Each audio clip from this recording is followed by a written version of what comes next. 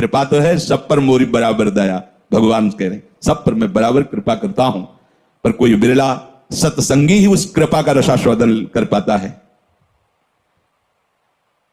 दुष्संग से किसी का भी नाश हो सकता है, कोई भी हो, कोई भी हो। ये कभी न सोचे कि दुष्संग से हमारा पतन क्या हो सकता है, किसी का भी, कभी भी।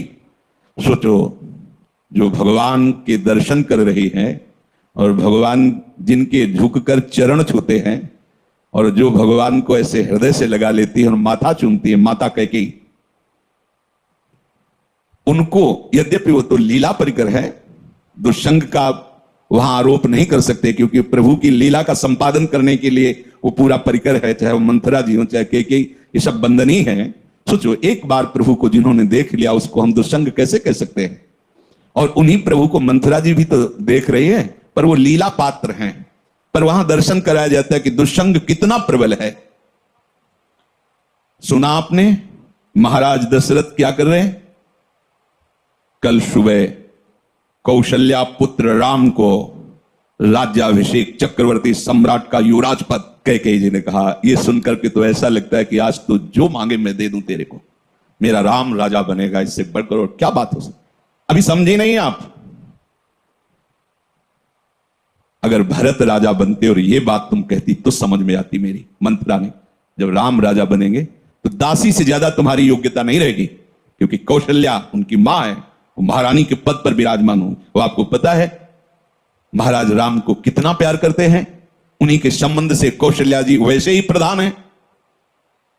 मुझे तो लगता है कि भरत को जेल में रखा जाएगा और आपको दासी बना के रखा जाएगा। उनका घर फोरी, अगर जबान से एक भी शब्द निकला तो तेरी जबान काट देंगी।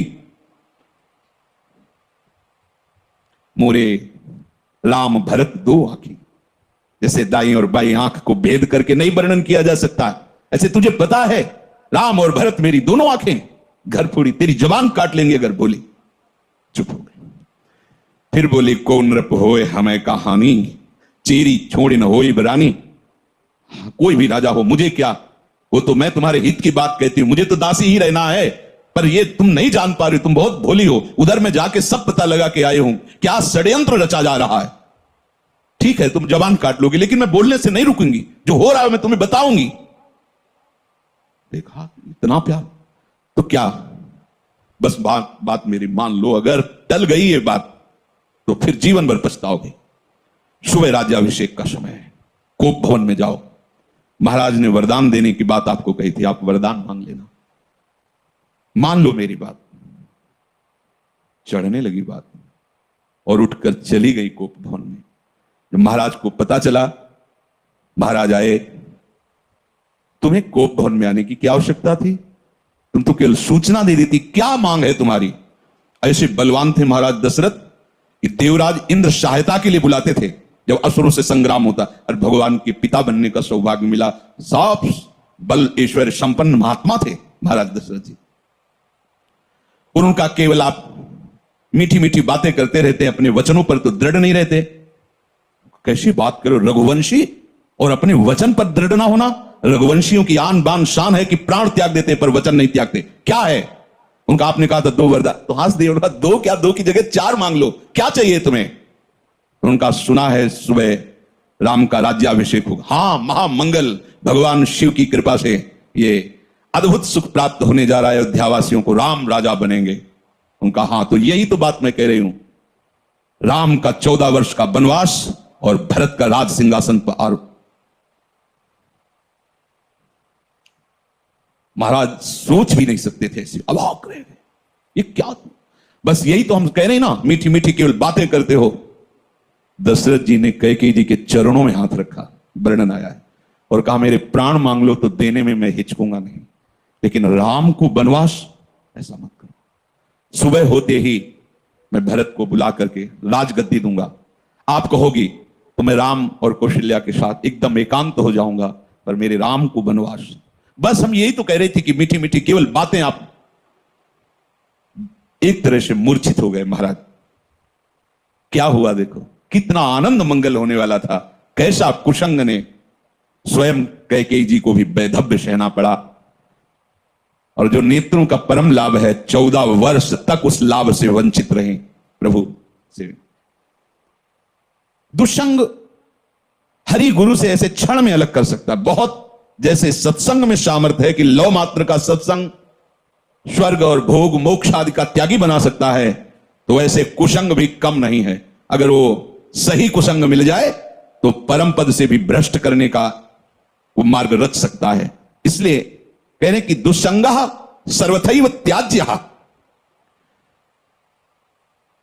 किसे हम समझे कि दुस्संग होने जा रहा है, तो शास्त्र कहता है यद्य शब्भी पथि पुनः शिष्णोदर कृतोद्यमैहि आस्थितो रमते जंतुस तमो विशति पूर्ववत सत्यम शौचम दया मौनम बुद्धि श्रीर्यशः क्षमा समो दमो भगश्चेति यत्संगाद्याति संशयम ते स्वशान्तेषु मूढ़ेषु खंडितात्म स्वसाधुषु संगम न कुर्यात् छोच्चेषु योषित क्रीड़ा मृगेषु च।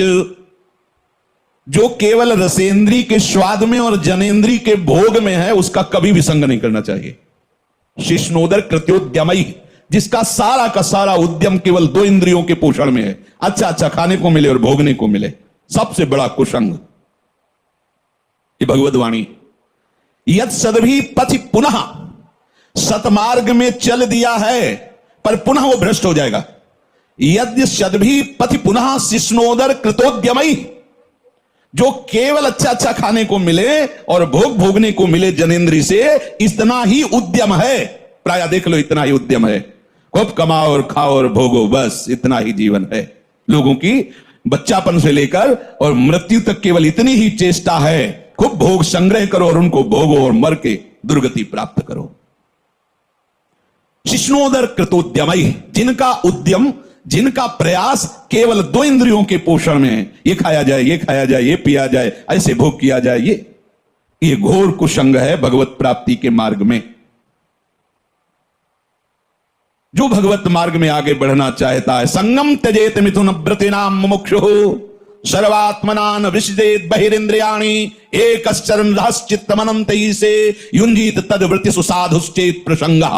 महाराज शौहरी जी अपना अनुभव करके कहते हैं कि यदि भगवत प्राप्ति करनी है तो ऐ मुमुक्षु, कभी मैथुन धर्म से युक्त प्राणियों का संग न करना, क्योंकि मछली के मैथुन को देख करके इनका मार्ग रुक गया और अपने मार्ग से भ्रष्ट हो गए। 50 ब्याह मानधाता की राजकुमारियों से किया। तब संगम त्यजेत मिथुन व्रतिनाम मुमुक्षु, जिसका ये व्रत बन गया है कि मैं जीवन मुक्त होकर भगवान के चरणों की आराधना करूंगा, उसको कभी मैथुन धर्म से युक्त प्राणियों का संग नहीं करना चाहिए। स्पष्ट आदेश है, संगम त्यजेत मिथुन व्रतिनाम मुमुक्षु सर्वात्मनान विसजेत बहिरिंद्रियाणि। अपनी इंद्रियों को बहिर्मुख मत होने दो, अंदर ही अंदर भगवत चिंतन परायण रहो। शिष्णोदर कृत्योद्यमई जो हैं उनसे दूर रहो, जिनका उद्यम केवल रसेंद्री और जनेन्द्री के पुष्ट करने में है, ऐसे कुसंग का त्याग करो। जो नीच